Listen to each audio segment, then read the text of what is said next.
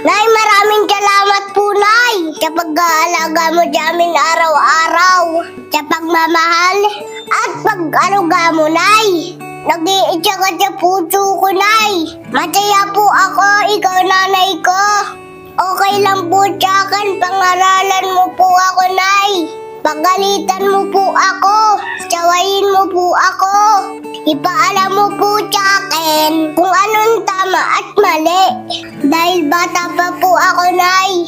Kailangan sundin kita, Nay. Kasi ikaw po ang nakakaalam kung anong dapat para sa akin. Salamat sa sakripisyo mo sa amin, Nay. Susuklian ko po ng respeto at pagmamahal lahat ng pagod mo, Nay. Magiging mabuting bata po ako. Kagaya po ng lagi niyong sinasabi ni Tatay. Mahal na mahal kita, Nay.